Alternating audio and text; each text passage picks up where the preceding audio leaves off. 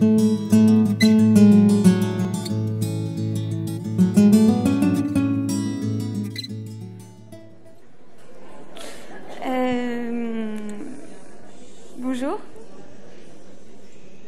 Merci. Pablo Picasso est né en 1881 à Malaga, en Espagne. Il se rend en France, à Paris, pour la première fois en 1900, à l'âge de 19 ans, pour visiter l'exposition universelle. À partir de 1904, il s'installe définitivement en France. Il ne reviendra en Espagne que pour des séjours de courte durée, jusqu'à l'arrivée de Franco au pouvoir en 1939, date à partir de laquelle, pour des raisons politiques, il refuse de retourner dans son pays natal. En 1940, Picasso demande sa naturalisation française au ministre de la Justice de l'époque, Albert Serrol. Il craint sans doute l'alliance de l'Espagne franquiste avec l'Allemagne, qui aurait fait de lui un ressortissant d'un pays ennemi. Il aurait donc risqué d'être interné et que ses biens soient saisis. Sa demande est refusée. Il restera espagnol jusqu'à sa mort et ne deviendra donc jamais français. Ces brefs faits biographiques, factuels et administratifs ne permettent aucune remise en question possible. Picasso, l'homme, est né espagnol et l'est resté toute sa vie. Mais qu'en est-il du peintre, de son œuvre? Peut-on lui attribuer une nationalité? Jusqu'à récemment, l'histoire de l'art a toujours fonctionné en termes d'école nationale. Il y avait, par exemple, l'école italienne, l'école française, l'école espagnole, etc., etc. Cela se retrouve encore aujourd'hui dans l'organisation de la plupart des musées d'art dits anciens. Et cette idée d'école s'appliquait déjà à la peinture moderne de la première moitié du XXe siècle à Paris. À partir de la création du musée du jeu de paume en 1922, on sépara même dans deux bâtiments distincts l'art français contemporain au musée du Luxembourg et les écoles étrangères contemporaines au jeu de paume.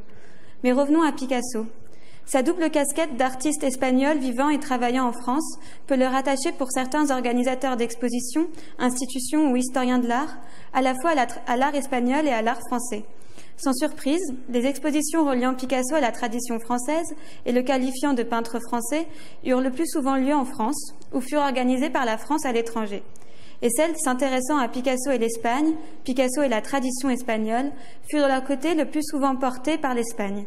Chacun des deux pays semblant essayer de s'approprier cet artiste et de conférer une étiquette nationale, voire nationaliste à ses œuvres. C'est après avoir découvert fortuitement l'existence d'une exposition intitulée « Exposition de peinture française de David à Picasso » que j'ai commencé à m'interroger à la manière dont les historiens de l'art avaient ou non annexé Picasso à la peinture française et de quelle manière cette question très large de la nationalité de Picasso s'inscrivait dans son historiographie. J'ai d'abord été surprise par cette francisation de la peinture de Picasso qui faisait de lui un descendant presque direct de David. Dans le catalogue, aucune explication n'est d'ailleurs fournie à la présence d'un Espagnol dans cette manifestation pourtant très officielle, organisée par le Bureau des Affaires culturelles françaises à la salle du Cercle indochinois de Saïgon en 1950. Manifestation visant clairement à glorifier la peinture de la France métropolitaine dans sa colonie asiatique. Cette exposition n'est pas un unicum. Elle s'inscrit dans tout un contexte d'intégration par les institutions officielles françaises de Picasso à un discours artistique national à partir de 1944.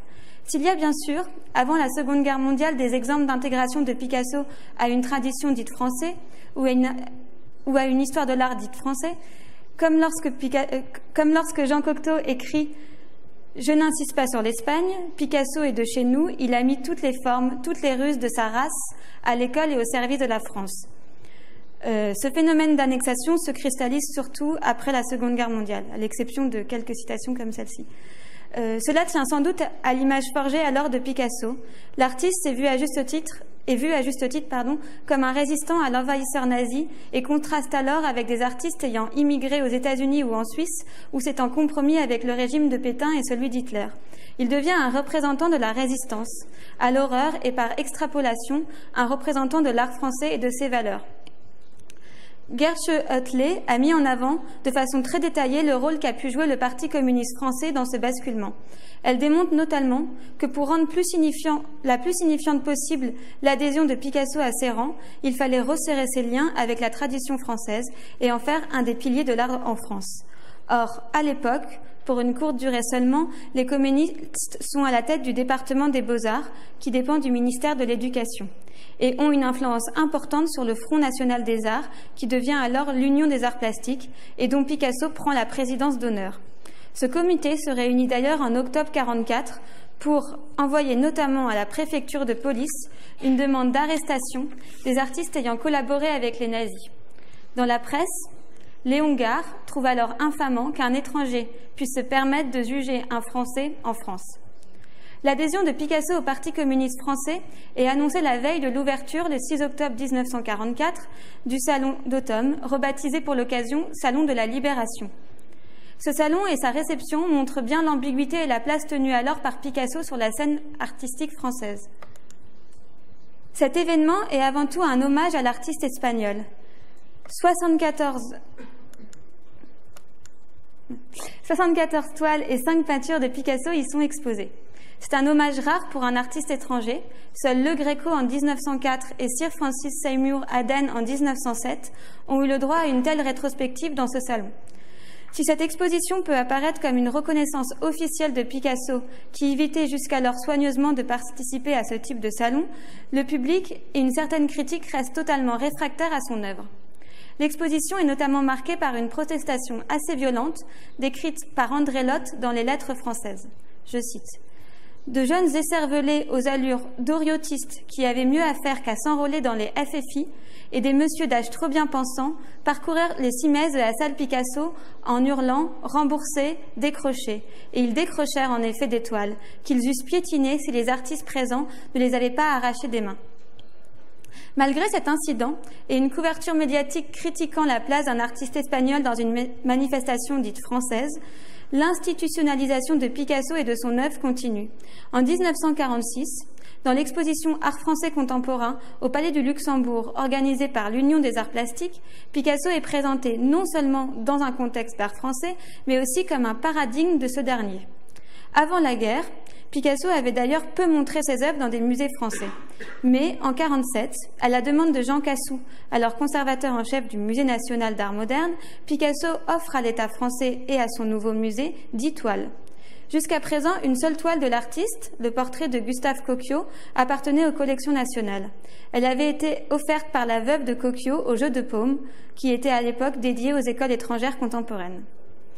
Au moment de la donation de 1947, Jean Cassou déclare à la presse « Il y avait donc là une importante lacune à combler. » Il parle de la faible présence de Picasso dans les collections nationales.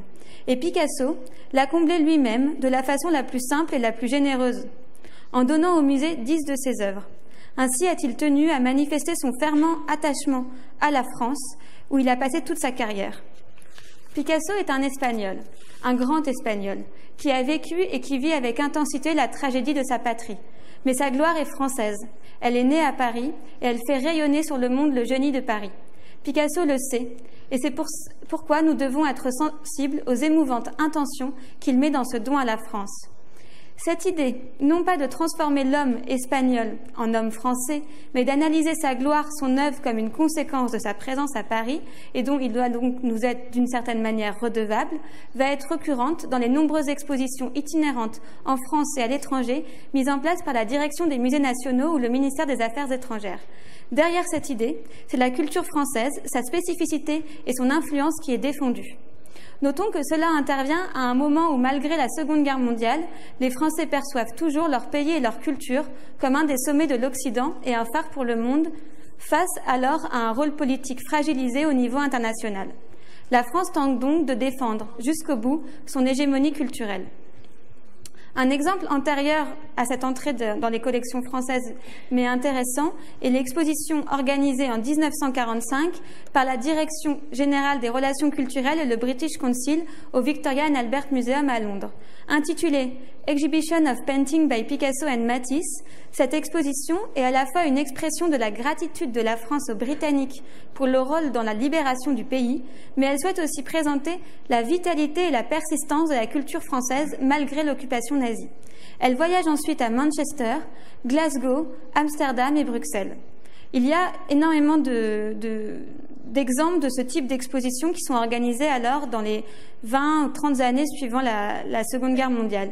J'en cite quelques-unes. La peinture française de David à Picasso, exposition organisée en 1946 à Liège. La même année d'ailleurs, à l'UNESCO, une exposition internationale est organisée par l'UNESCO où Jean Cassy Jean Cassou insiste à ce que Picasso ne soit pas dans la section espagnole, mais la section française, et le place sous une sous-catégorie très particulière intitulée « Les Espagnols de Paris ». Ensuite, il y a d'autres expositions de ce type. Arte Frances Contemporeano, organisée au Musée des Beaux-Arts de Mexico en 1956. L'exposition itinérante de peintres français, organisée dans les années 50 à Venise, Rome et Milan. L'exposition d'art français 1840-1940, organisée à Tokyo en 61, etc., etc. À chaque fois, Picasso est présenté dans ces expositions sans vraiment de justification à sa présence. Je vais m'arrêter sur une particulière, c'est l'exposition itinérante de Picasso à Bonnard, 50 ans de peinture française, organisée par la direction des musées de France en 1953.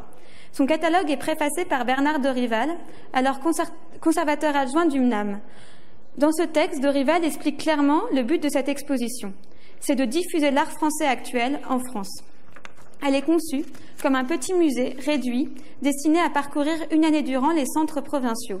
On voit bien cette idée de diffuser une image très particulière qu'on pourrait qualifier d'officielle de l'art français.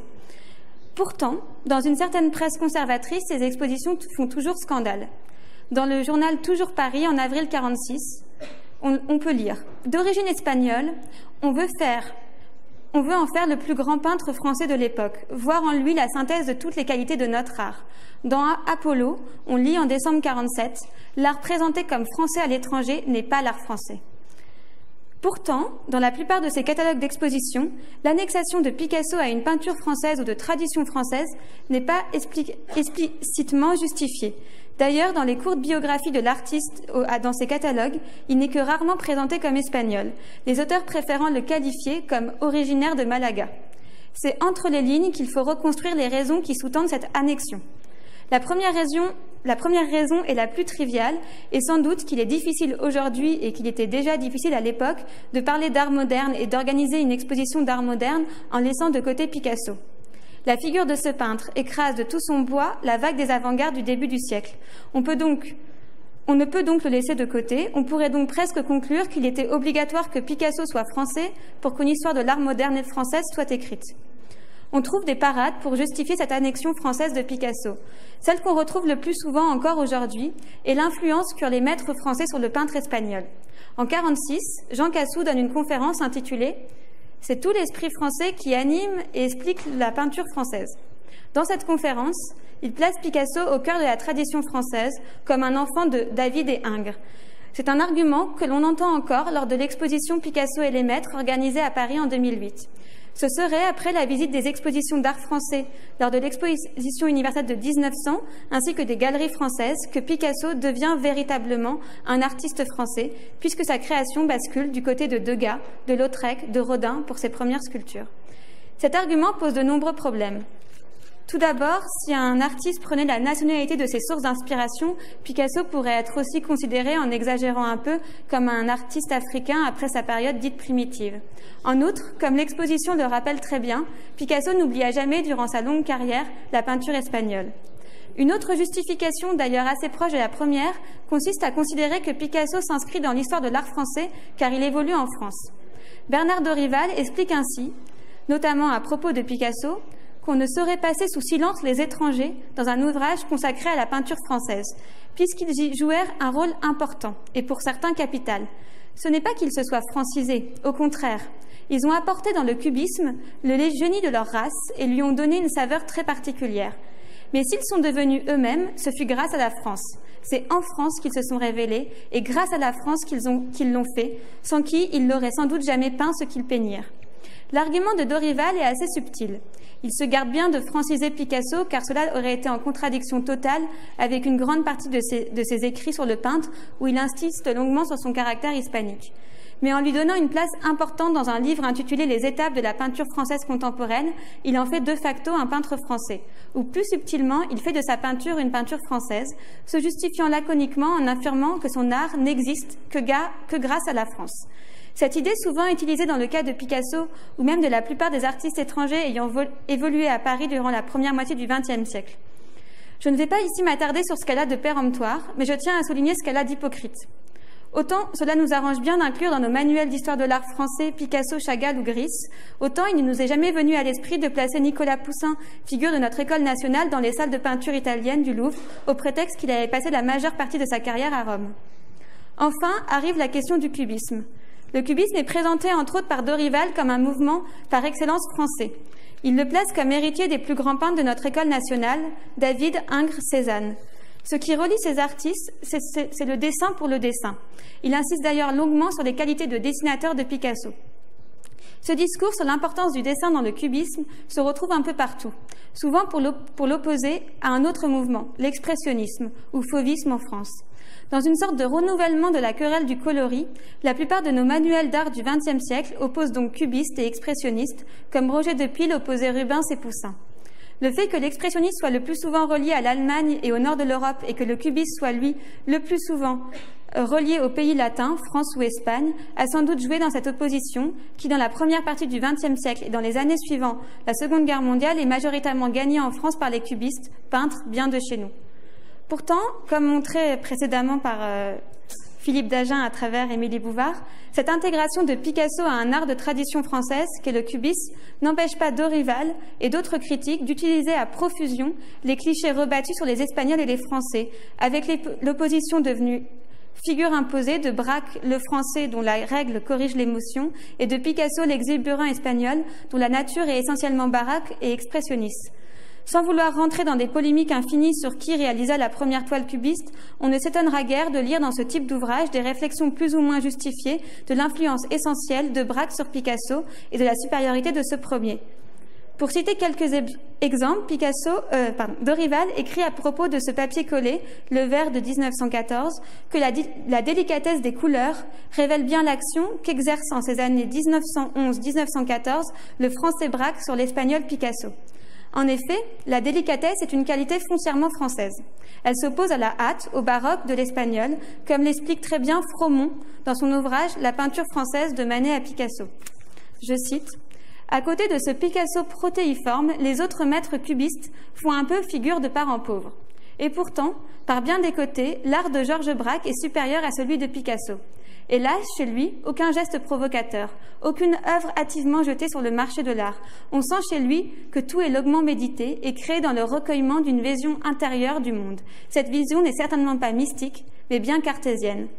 Je ne m'attarderai pas plus longtemps sur ces questions, vu qu'elles ont été développées précédemment, mais je dirais qu'elles posent une question un peu fondamentale qui est sous-jacente à tout ce questionnement, c'est l'idée même de l'existence d'un art français et de la manière dont il est perçu alors à l'époque comme mesuré, clair, cartésien, lisse. À l'exclusion d'ailleurs de nombreux artistes français ne rentrant pas dans ces schémas esthétiques. Comme l'écrit d'ailleurs Michel Ragon en 1959, que je cite, où il écrit exactement « Il est difficile de définir ce qu'est la tradition française. Balzac serait-il plus français que Nerval? Rimbaud et Mallarmé seraient-ils moins français que Lamartine et Hugo? Qui est le plus français de Delacroix ou d'Ingres? Les nations comme les individus sont complexes, elles portent en elles leurs contradictions. » Pour conclure, je dirais que se pencher donc sur la question de la nationalité de Picasso, plus spécifiquement dans ce contexte français, révèle de nombreuses contradictions et au gré des fluctuations historiques et idéologiques en disent plus sur les critiques ou sur les institutions que sur Picasso et son œuvre. Personnellement, je tiens aussi à faire remarquer ma gêne face à cette question qu'il m'est impossible de trancher. Quel est le plus gênant entre franciser Picasso, lui enlever son caractère espagnol ou le réduire à sa nationalité espagnole et les clichés qui vont avec? Cette question résonne toujours aujourd'hui de manière assez forte parce que c'est aussi lié au modèle d'intégration culturelle porté par l'État français depuis le milieu du XXe siècle et qui est toujours en cours aujourd'hui. Je ne m'attendrai pas trop longtemps sur ce terrain un peu glissant et je conclurai sur une citation bien plus sympathique de Georges Besson qui déclare « Je ne sais si Picasso est espagnol, italien, arabe ou patagon, juif ou chrétien, catholique ou parpaillot. Je sais qu'il est Picasso et je ne me suis jamais posé la question. Son œuvre est-elle française, espagnole, judéo-maçonnique ou soviétique ?»